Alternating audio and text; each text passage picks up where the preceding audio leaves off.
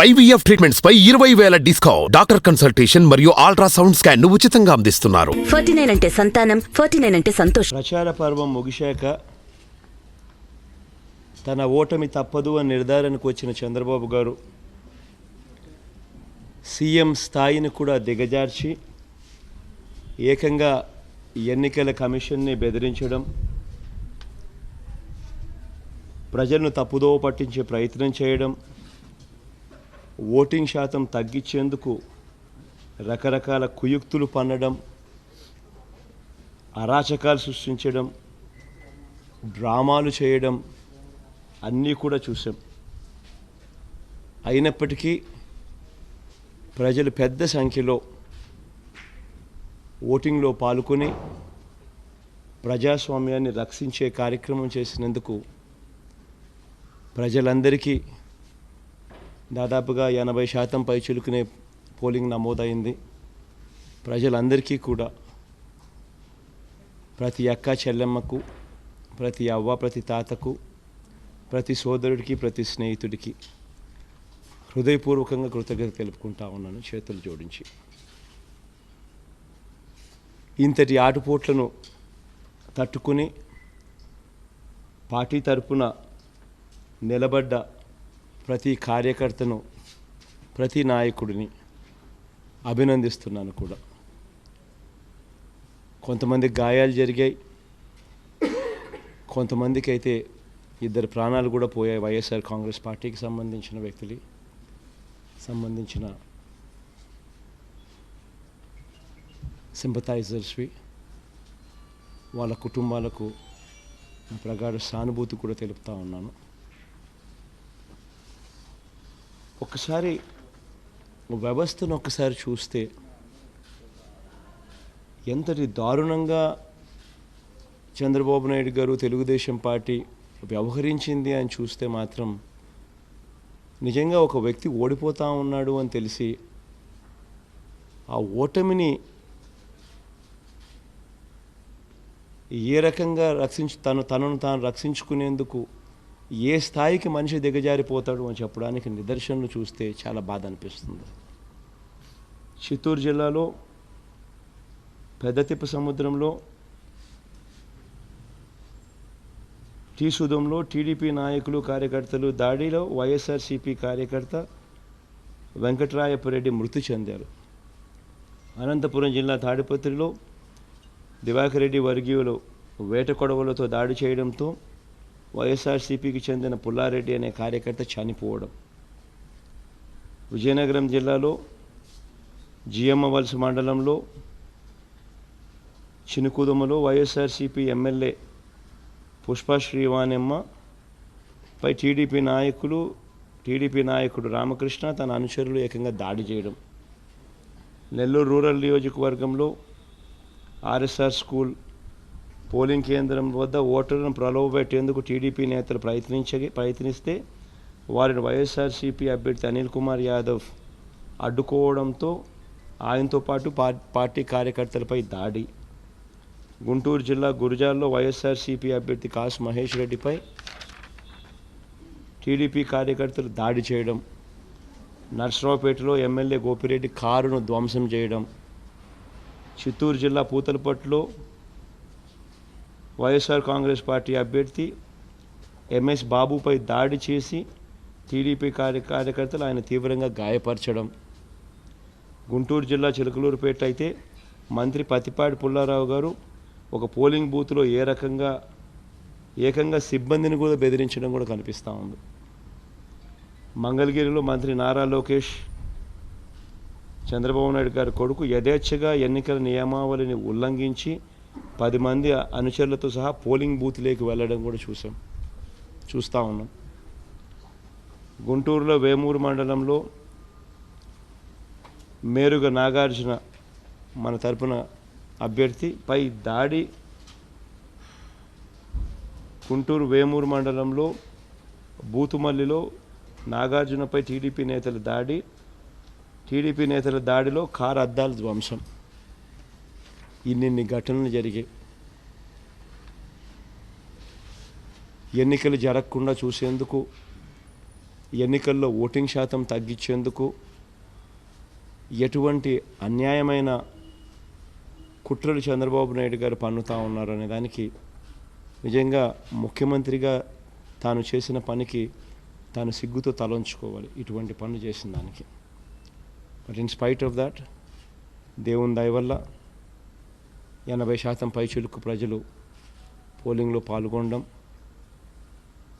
బ్రహ్మాండంగా ఓట్లేయడం, ప్రజాస్వామ్యాన్ని కాపాడేందుకు ప్రజలు పెద్ద సంఖ్యలో ముందుకు రావడం, ఇవన్నీ హర్షించదగ్గ విషయాలు. ప్రజలందరికీ కూడా ఇది ప్రజల విజయంగా నేను చెప్తాను. ప్రజలందరికీ కూడా మనస్ఫూర్తిగా మరొకసారి కృతజ్ఞతలు తెలుపుకుంటాను.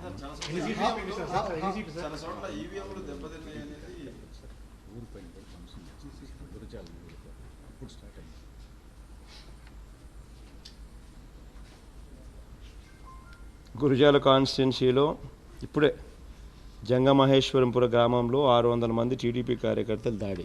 ఎలక్షన్ వాళ్ళకి సరిగ్గా జరగలేదని ఏకంగా దాడులు.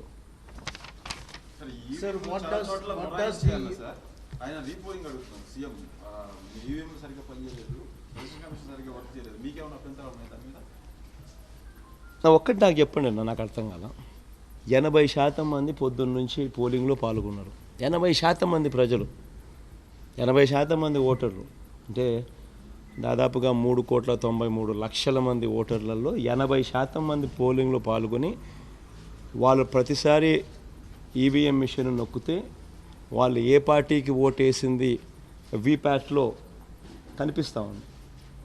అంటే నొక్కితే ఫ్యాన్ గుర్తుకు ఓటేసినట్టు కనిపిస్తూ ఉంది. నాకు కూడా కనిపించింది. నాలాగే 80% మంది ప్రజలు ఓటేస్తే వాళ్ళు ఏ పార్టీకన్నా ఓటేసిన తర్వాత వాళ్ళకి ఏ పార్టీకి ఓటేసింది వాళ్ళకి కనిపించిన తర్వాత వాళ్ళు సాటిస్ఫై అయినారు. సాటిస్ఫై అయిన తర్వాత 80% ఓటింగ్ నమోదైంది. హై పర్సంటేజ్ ఆఫ్ ఓటింగ్ ఇప్పటికే 80%. బై ద టైం కంప్లీట్ అయ్యేసరికి probably it might go up to even 85%. అంటే 85% మంది ఓటింగ్లో ఓటింగ్ చేయడము, అంత పెద్ద సంఖ్యలో వీప్యాట్తో వాళ్ళు వేసిన ఓటును చూసుకోవడము, అన్నీ ఇంత బాగా జరిగినప్పుడు how can anybody even comment anything negative except for the fact that వాళ్ళు ఓడిపోతున్నారు కాబట్టి బుడద జల్లాలా అనే కారణాలు వెతుక్కోవడం తప్పనిచ్చి. Jagan, I'm Sushil Rao from the Times of India. I'd like to ask you, how do you interpret the large turnout and percentage of votes? Large turnout is definitely a positive sign for us. In fact, Chandrababu Naidu's whole intent was to ensure that the polling turnout is reduced. His whole intent was that. In fact, every statement whatsoever he has given was leading towards that. But fortunately, people have understood his play and they have not fallen into his trap, and people have protected democracy themselves.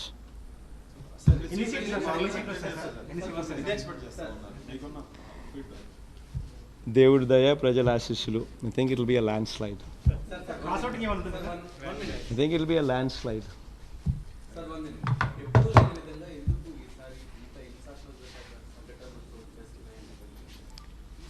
సమస్య ఏంటంటే ఇప్పుడు చంద్రబాబు నాయుడు అనే ఒక రాక్షసుడు ముఖ్యమంత్రిగా ఉన్నాడు కాబట్టి సమస్యలు వస్తూ ఉన్నాయి.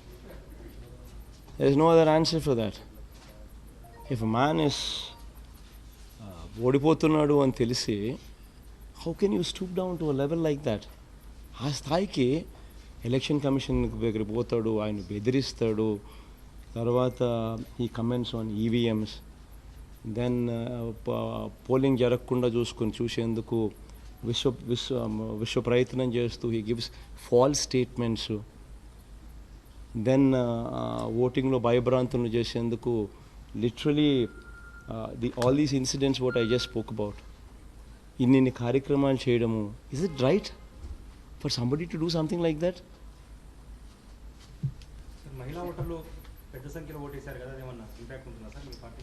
తప్పకుండా ఉండు చంద్రబాబు నాయుడు గారి మోసానికి. చంద్రబాబు నాయుడు గారి Sir, are you చివరిలో అయిన ఓటింగ్ అంతా మాదే, నేను ఒకటి వైసీపీది, సాయంత్రం అంతా మాది, మేమే గెలుస్తున్నాం. ఎగ్జాక్ట్గా అదే that's what I wanted to tell. పసుపు నేను జస్ట్ ఇంతకుముందు ఒకసారి కూడా చెప్పిన మేనిఫెస్టో రిలీజ్ చేసేటప్పుడు, బట్ మీరు రిపీట్ చేయమంటే ఐ జస్ట్ రిపీట్ దట్. 5 లక్షల రూపాయల గ్రూపులు తీసుకున్న వాళ్ళు 5 లక్షల గ్రూపులు ఉంటారు, 7 లక్షల గ్రూపులు ఉంటాయి, 10 లక్షల గ్రూపులు ఉంటాయి.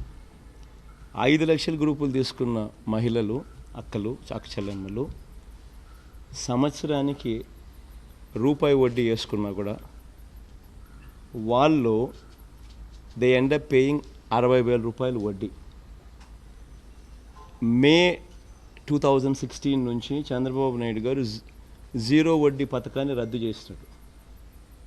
గత ప్రభుత్వాలు పొదుపు సంఘాల చెల్లెమ్మలకు కానీ రైతులకు కానీ 0 వడ్డీకే రుణాలు ఇచ్చే పరిస్థితి. ఈయన వచ్చిన తర్వాత దాన్ని రద్దు చేశాడు.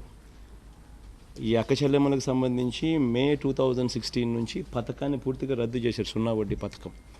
సో 5 లక్షల గ్రూప్ తీసుకున్న వాళ్ళు రూపాయి వడ్డీ కింద అంటే సంవత్సరానికి 60,000.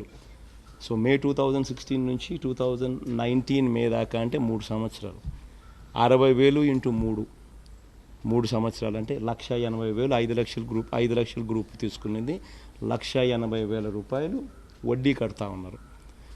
7 లక్షల గ్రూప్ తీసుకున్న వాళ్ళు రూపాయి వడ్డీ లెక్కేస్తే సంవత్సరానికి 84,000 ఇంటూ 3 ఏళ్ళు అంటే 2,52,000 వడ్డీ కట్టారు. 10 లక్షలు తీసుకున్న గ్రూపు రూపాయి వడ్డీ అంటే సంవత్సరానికి 1,20,000 అంటే 3 ఏళ్ళకి కలిపి 3,60,000 రూపాయలు వడ్డీ కట్టారు.